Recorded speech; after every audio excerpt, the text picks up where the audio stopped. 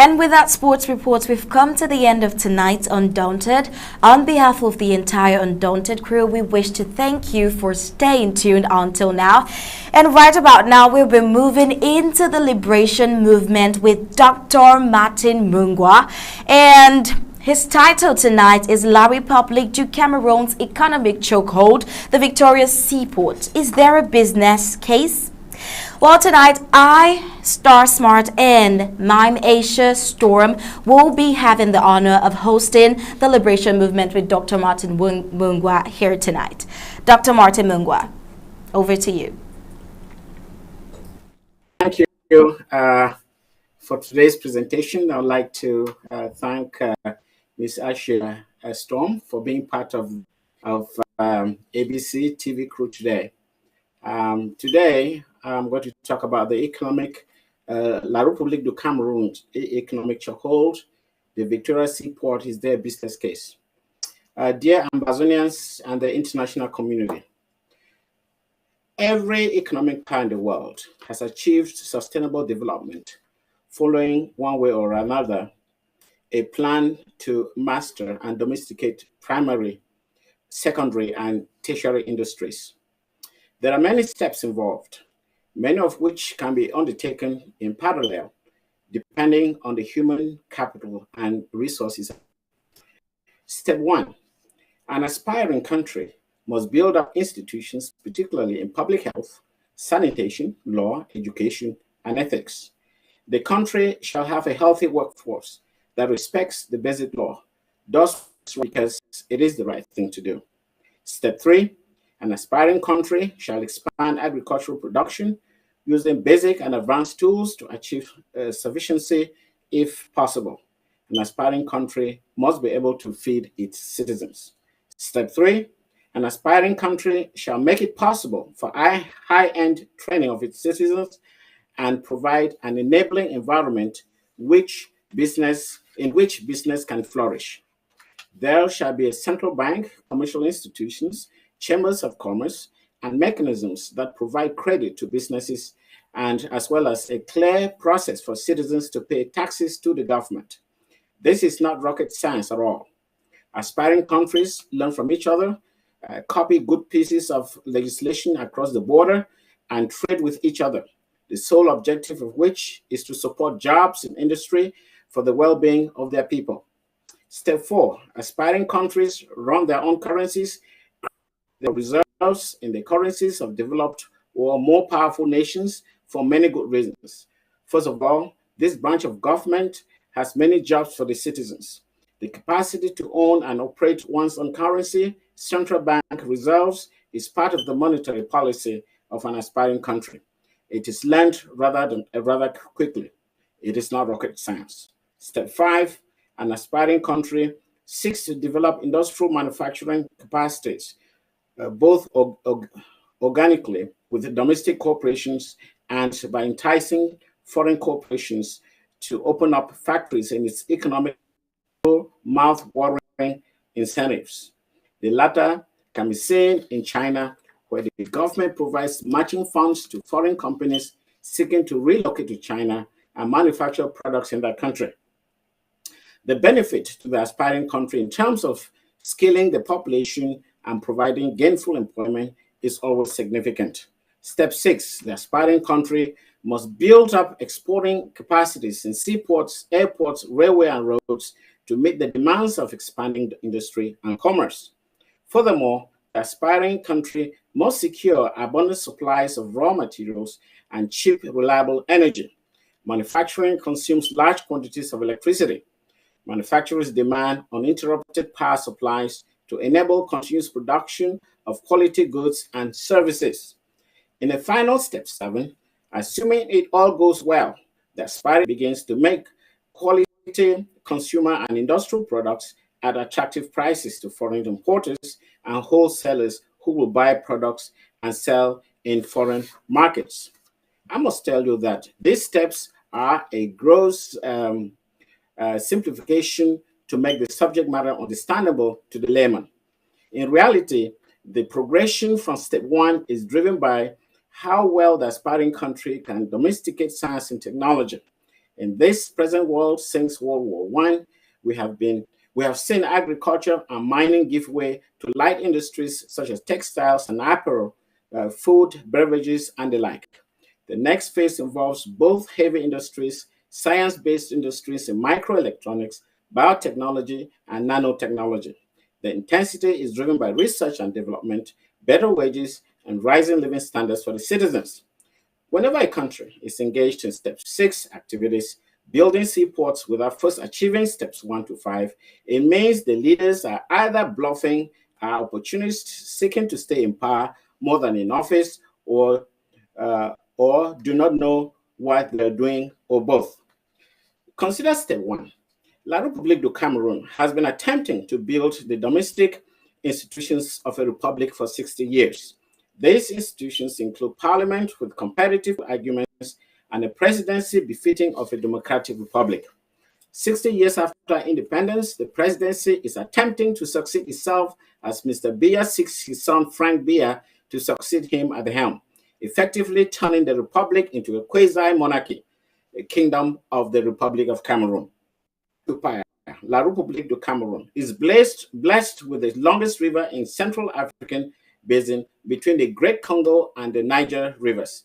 This river is a phenomenal source of hydroelectric power, which, if properly harnessed, the output surpasses all the hydrocarbon energy sources in the Gulf of Guinea. So why is La République going for limited petroleum deposits instead of exploring this limitless and environmentally friendly resource? You will be surprised. It has to do with the December 26, 1959 secret accords. These accords enable France to pocket 50% of the revenue derived from crude oil sales. The evidence in 2011 World Bank report on Cameroon oil revenues. The Canadian authors could not account for 54% of oil revenue and stated that the money was looted. France looted 50% from a poor country that cannot provide clean water to its citizens. Exploiting petroleum serves French interest, period. France has no oil reserves but owns and operates the 5th largest oil exploration company in the world, Total Energy. The French have never been in the development of La République or any country they colonized, be it Haiti, Rwanda, Mali, Senegal, Cote d'Ivoire, Burkina Faso, etc. Wherever they went, they acted like scavengers and those they put in power. Since hydroelectric power could not be exported to France and sold for 50% profit, they had no interest in its development. Exploitation of the hydro potential would have created cheap and sustainable energy as a basis of setting up an industrial base, as well as easily transported to countries. Of course, that has never happened in 60 years. Consider steps 2 to 5, where mechanized production systems can add value to national revenues and trigger an economic transformation.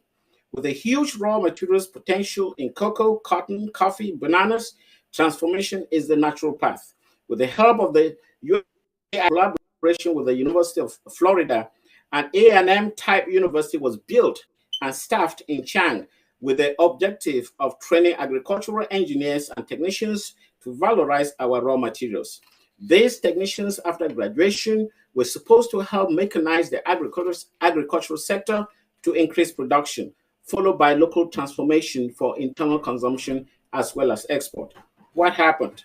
With the conspiracy of the French, the university was later turned into a non-technical institution, and today it graduates more lawyers than agricultural technicians.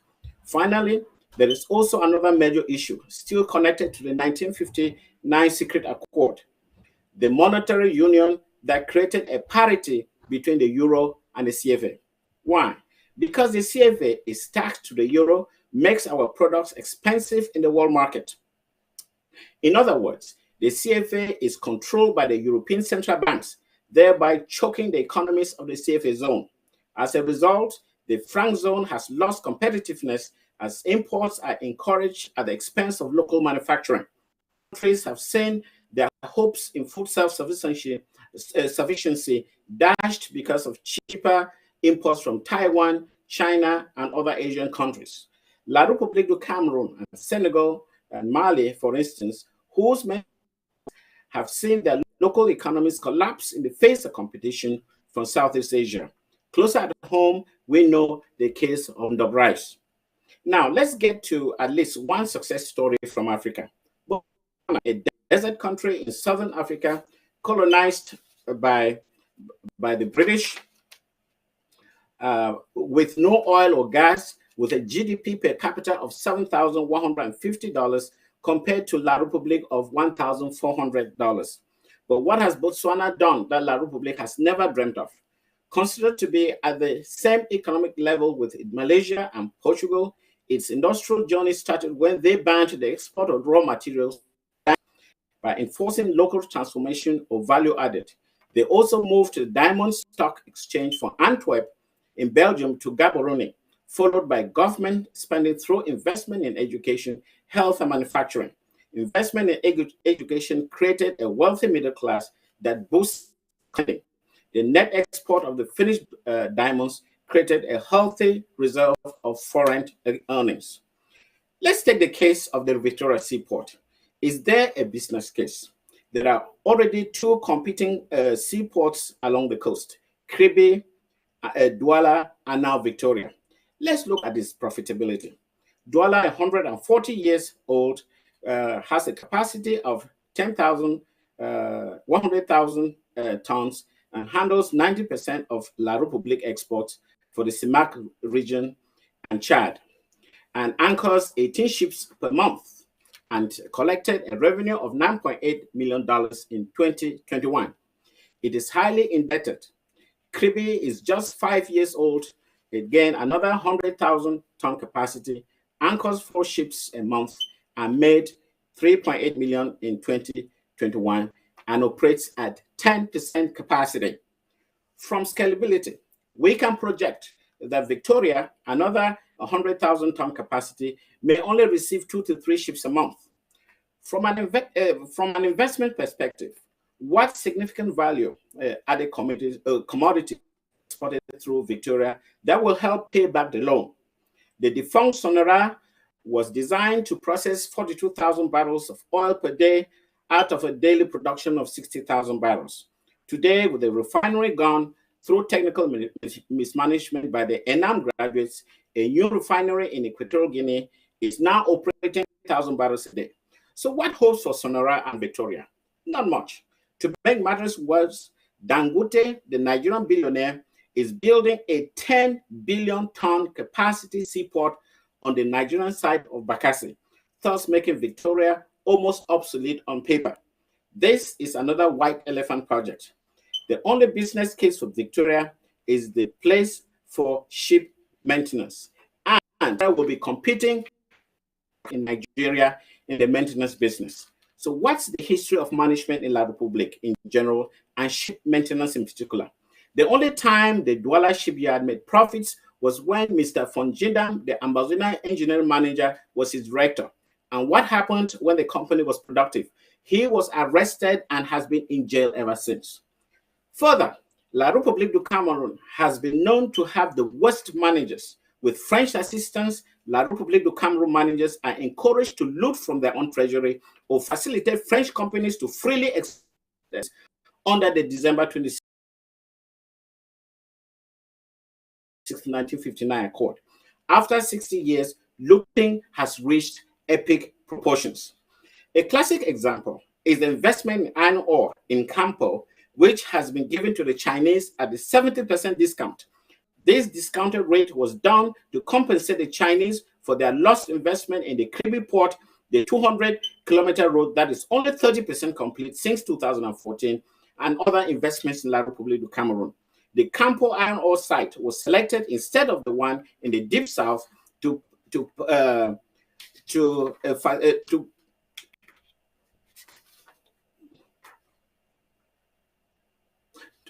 prevent the possibility of the Chinese seizing Kribi port as they have done elsewhere in Africa. This has come as a result of massive embezzlement of Chinese funds meant for capital investment. For those who are in the satanic government, look at the government program CAPAM, which launched artisanal gold mining, has just ceased operations and workers laid off. Yes, gold is fetching $1,720 per ounce in the world market. When business which mine gold cannot do so profitably and sustainably, you play microeconomic witchcraft. Reason: no gold has been sold to the government, but to middlemen for profit, and nothing went to the government. Hence, the government covers, hence the shutdown.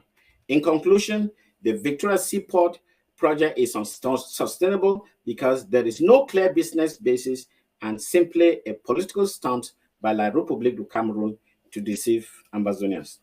Long live the Federal Republic of Ambazonia, short live the revolution. Thank you, and over to you, Star Smart.